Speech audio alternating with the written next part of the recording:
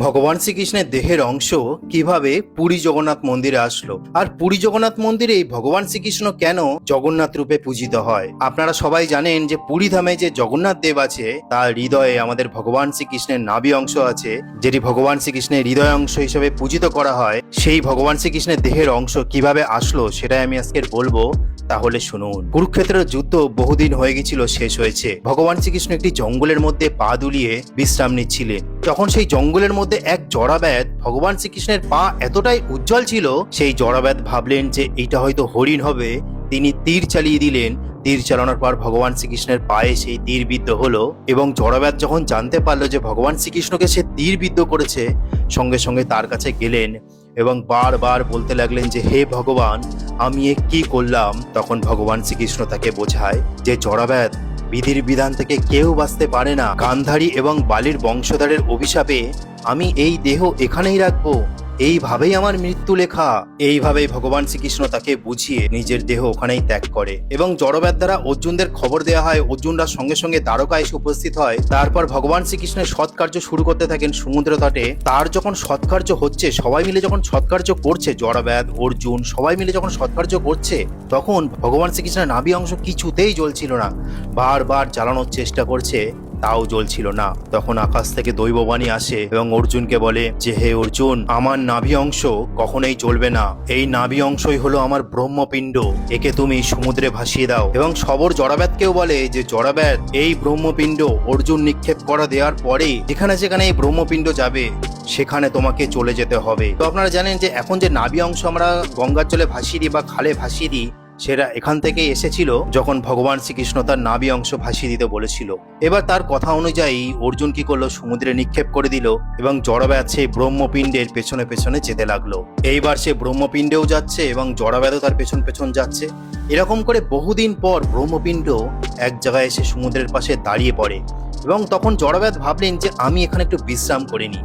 এবং সে যখন বিশ্রাম করতে গেলেন এবং জড়ব্যাধ যখন ঘুমিয়ে পড়লেন, তখন ভগবান শ্রীকৃষ্ণ তার স্বপ্নদেশে এসে বলেন যে জড়াব্যাধ, আমার ব্রহ্মপিণ্ডটাকে এখান থেকেই তুলে নাও, তুলে নিয়ে পাশের জঙ্গলে প্রতিস্থাপন করো। আমি এখানে নীল মাধব রূপে পূজিত হব, এবং এই পূজা তোমার বংশ পরম্পরায় চলবে। এইবার জড়াব্যাধ সঙ্গে সঙ্গে ঘুম ভেঙে যায় এবং ঘুম ভেঙে তার ব্রহ্মপিণ্ডটাকে নিয়ে এক জঙ্গলে প্রতিস্থাপন করে। তখন শুরু হয় নীল মাধবের পূজা। এইভাবেই সেই জঙ্গলে নীল মাধবের একটি গুহার মধ্যে পূজিত হতে হতে দাপর যুগ শেষ হয়ে যায়। আসে কলিযুগ, যেখানে পূজিত হচ্ছিল আমাদের নীলমাধব, সেটি পুরী জগন্নাথ ধাম থেকে ৭০ থেকে ৮০ কিলোমিটার দূরে অবস্থিত। তখন আজ যে পুরী ধাম দেখছেন, সেখানে তখন কলিঙ্গের রাজা ইন্দ্রদন্য ছিল। এই ইন্দ্রদন্য রাজা পরম বিষ্ণু ভক্ত ছিল, এবং তিনি এতটাই বিষ্ণু ভক্ত ছিলেন, সেই জন্য সে আজকে যে পুরী ধামটা দেখছেন সেটা তখন তিনি তৈরি করেছিলেন তৎকালীন সময়ে। তিনি মন্দির বানানোর পরে এটা ভাবলেন যে আমি এই মন্দিরে কোন বিগ্রহ রেখে পূজা করব, এবং সেই জন্য সেই রাজা ইন্দ্রদন্য সবাইকে ডাকে রাজসভার মধ্যে, সবার কাছ থেকে পরামর্শ নেওয়ার জন্য। এবং সেই রাজসভায় একজন বলেন যে এখান থেকে ৭০ থেকে ৮০ কিলোমিটার দূরে এক জঙ্গলের গুহার মধ্যে স্বয়ং ভগবান নীলমাধব হিসেবে পূজিত হচ্ছে। তখন রাজা ইন্দ্রদন্য এটা শুনে খুবই খুশি হলেন, এবং রাজা এটাও আদেশ করে দেয় সমস্ত ব্রাহ্মণদের, সমস্ত মন্ত্রীদের, এই যেভাবে হোক সেই নীলমাধবকে খুঁজে নিয়ে এসো, আমি এখানে প্রতিস্থাপন করে আমি এখানে পূজা করব। তখন সেই মতোভাবে সমস্ত ব্রাহ্মণরা তার খোঁজে বেরিয়ে পড়ে। এইবার সেই নীলমাধবের খোঁজে সমস্ত ব্রাহ্মণ বিফল হয়ে গেলেও একটি ব্রাহ্মণ ছিল যার নাম ছিল বিদ্যাপতি। সে পথভ্রষ্ট হয়ে জঙ্গলে হারিয়ে যায়, এবং হারিয়ে যাওয়ার পরে এক ব্যাত কন্যা যার নাম ছিল ললিতা, তার সাথে তার পরিচয় হয়। এবং সেই ব্রাহ্মণ বিদ্যাপতি এবং সেই ব্যাত কন্যা ললিতা কথোপকথনের মাধ্যমে সমস্ত কিছু খুলে বলে, কিন্তু নীলমাধবের কথা তখন বিদ্যাপতি খুলে বলেনি, এবং দুজনের মধ্যে কথোপকথন হতে হতে তারা বিবাহ করে নেয়। এবং তারা যখন বিবাহ করলো, তখন সেই ললিতার ঘরেই বিদ্যাপতি থাকতে শুরু করলেন। এবং সেই বিদ্যাপতি ব্রাহ্মণ একটা জিনিস লক্ষ্য করলেন যে ললিতার পিতা প্রত্যেক দিন সকালবেলায় কোথাও উধাও হয়ে যায় কয়েক ঘন্টার জন্য। এটি যখন তার স্ত্রী ললিতাকে প্রশ্ন করে যে তোমার পিতা প্রত্যেক দিন সকালে কোথায় যায়, তখন ললিতা সমস্ত কিছু খুলে বলে। সে বলে এখান থেকে বহু দূরে ভগবান শ্রীকৃষ্ণ নীলমাধব হিসেবে পূজিত হচ্ছে, এখানেই আমার পিতা সেখানে তার পুজো করতে যায়, সেই গুহার মধ্যে পূজা দিয়ে আবারও চলে আসে। এইবার বিদ্যাপতি যখন জানতে পারে, নীলমাধবের খোঁজ যখন পেয়ে যায়, তার পিতাকে অনুরোধ করে যে আমি নীলমাধবের কাছে যাব, আমি নীল মাধবের দর্শন করতে চাই। ললিতার পিতা রাজি হচ্ছিল না, কিন্তু অনেক কাকুতি মিনতি করার পর সেটি রাজি হয়ে যায় এবং কিছু শর্ত সাপেক্ষ দেয় যে তার চোখ বেঁধে নিয়ে যাবে, তাকে দেখতে দেবে না সে কোথা থেকে যাচ্ছে। কিন্তু বিদ্যাপতি ব্রাহ্মণ এতটাই চালাক ছিল, তিনি তখন হাতে সর্ষে নিয়ে যেখান থেকে যাচ্ছে সেখান থেকে সর্ষে ফেলতে ফেলতে যাচ্ছে, যাতে পথটা বুঝতে পারে সে কোথা থেকে গেছে। এইভাবে সে বিদ্যাপতি ব্রাহ্মণ ওখানে পৌঁছে যায় যেখানে নীল মাধব পূজিত হচ্ছে। এবং যখন গুহার মধ্যে দুজন ঢুকে যায়, বিদ্যাপতি এবং ললিতার পিতা বিশ্ব বসু, তখন সেই দৃশ্য দেখে অবাক হয়ে যায় যে নীল মাধব এতটাই উজ্জ্বল। সেই বিদ্যাপতি ব্রাহ্মণ দেখে অবাক হয়ে যায়। তখন বিশ্ব বসু তাকে বলেন যে চলো ফুল নিয়ে আসি, আমরা ফুল এনে তাকে পূজা করতে হবে। এবং তারা যখন ফুল নিতে যায়, তারা যখন ফুল নিয়ে চলে আসে পুজো দেওয়ার জন্য, তখন দেখে সেই নীল মাধব ওখানে নেই।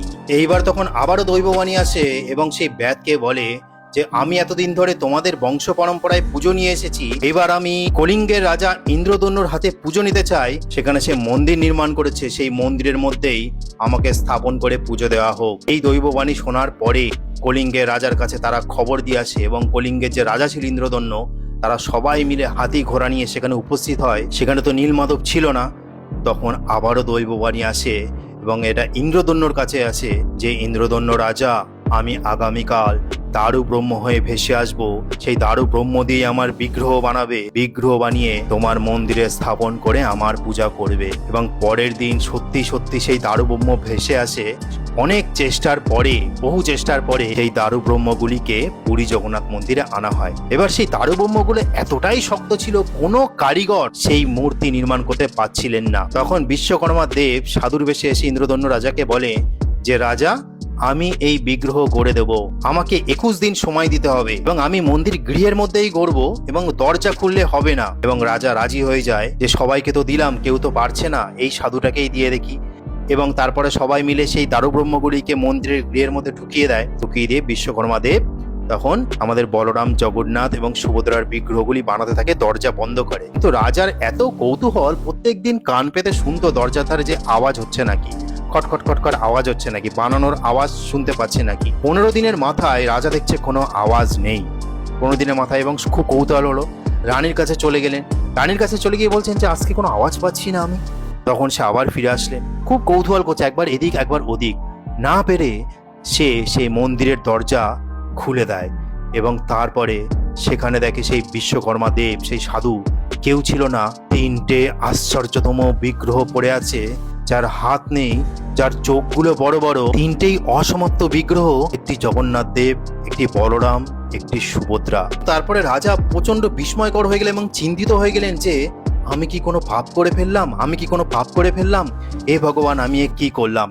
সারা দিন দুশ্চিন্তার মধ্যে ছিল এবং সেই রাতে যখন তিনি ঘুমিয়েছেন, তখন তার স্বপ্নদেশে ভগবান শ্রীকৃষ্ণ আসে, এসে বলে যে ইন্দ্রদন্য, আমি এইভাবেই পূজিত হতে চাই। এবং ইন্দ্রদন্য রাজাকে এটাও বলে যে আমার নাভি অংশ জগন্নাথ দেবের মধ্যে আছে, তোমার এই মন্দিরকে কেউ ধ্বংস করতে পারবে না। এই কলিকালে একমাত্র জাগ্রত আমি এখানেই থাকবো, কাল কাল ধরে আমার এখানে পুজো হবে। এবং তারপর থেকেই সেই অসমাপ্ত হিসাবে ইন্দ্রদন্য রাজা পুজো শুরু করে দেন এবং তারপর থেকে আমরা এই জগন্নাথ দেবের পুজো দেখতে পাই। তো আশা করি আপনারা বুঝতে পেরেছেন যে ভগবান শ্রীকৃষ্ণের দেহের অংশ কিভাবে পুরী জগন্নাথ মন্দিরে আসলো। তো ওটা আজকে বলার ছিল। হরে কৃষ্ণ, জয় শ্রীরাম।